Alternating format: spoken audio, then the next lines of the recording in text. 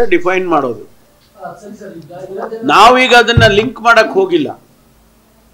BPL ಕಾರ್ಡಿನವರಿಗೆ ಮಾತ್ರ ನಾವು ಕೊಡ್ತೀವಿ ಅಂತ ಎಲ್ಲೂ ಹೇಳಿಲ್ಲ. ಹೇಳಿದೀವ?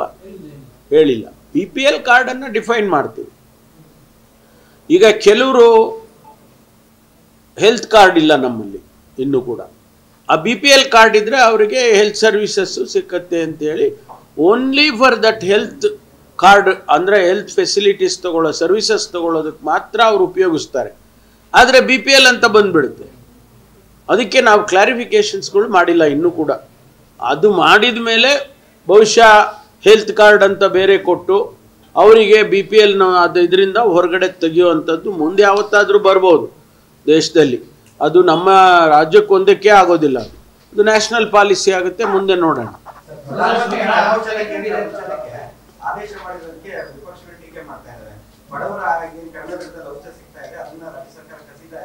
ನಾವು ಆ ರೀತಿ ಮಾಡಕ್ ಹೋಗೋದೇ ಇಲ್ಲ.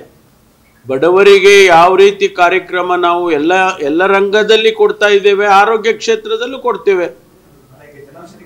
ಆಲ್ಟರ್ನೇಟಿವ್ಸ್ ಮಾಡೇ ಕೊಡ್ತೀವಿ ನಾವು. ಗೃಹಲಕ್ಷ್ಮಿ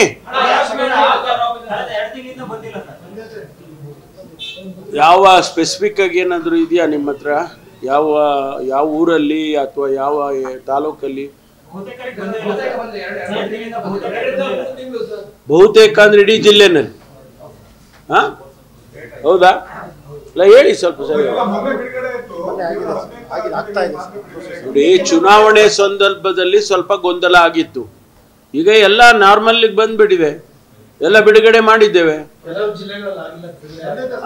ಇಲ್ಲಲ್ಲ, ಎಲ್ಲೆಲ್ಲಿ ಯಾವ ಜಿಲ್ಲೆನಲ್ಲಿ ಅಥವಾ ಯಾವ ತಾಲೂಕಿನಲ್ಲಿ ಬಿಡುಗಡೆ ಆಗಿಲ್ಲ ಅದನ್ನ ಮಾಡ್ತೇವೆ.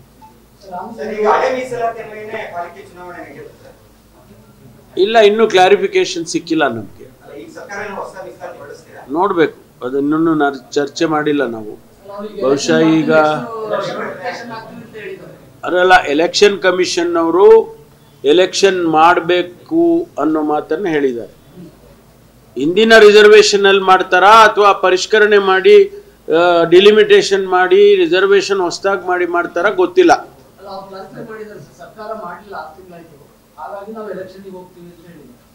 ಮಾಡ್ಬೇಕು.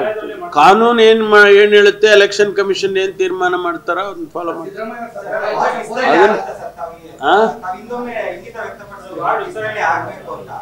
ಅದಕ್ಕೆ ಅವಕಾಶ ಇದ್ರೆ ಮಾಡ್ತೀವಿ.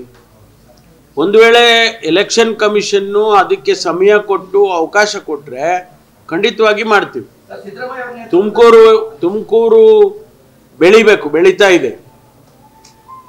ಆ ಕಾರಣಕ್ಕೆ ನಾವು ಸ್ವಲ್ಪ ವಿಸ್ತರಣೆ ಮಾಡಿ. ಈಗ ಬೆಂಗಳೂರು ನಾವು ಮಾಡಲಿಲ್ವಾ, 110 ವಿಲೇಜಸ್ ಸೇರಿಸಿದ್ದು. ಈಗ ಅವಕ್ಕೆಲ್ಲ ಬೇಸಿಕ್ ಫೆಸಿಲಿಟೀಸ್, ಕುಡಿಯೋ ನೀರು, ರಸ್ತೆ, ಚರಂಡಿ ಅವೆಲ್ಲ ಕೊಟ್ಟಿದ್ದೇವೆ. ಈಗ ಮಾಡ್ತಾ ಇದ್ದಾರೆ ಎಲ್ಲ. ನಾನು ಬೆಂಗಳೂರು ಇನ್ಚಾರ್ಜ್ ಇದ್ದಾಗ ಪ್ರಾರಂಭ ಮಾಡಿದ್ವಿ, ಈಗ ಅದು ಮುಂದುವರಿತಾ ಇದೆ. ಅದೇ ಥರ ತುಮಕೂರು ಕೂಡ ಬೆಳೀತಾ ಇರ್ತಕ್ಕಂಥದ್ದು ನಗರ ಆಗಿರೋದ್ರಿಂದ ಮಾಡಬೇಕಾಗುತ್ತೆ.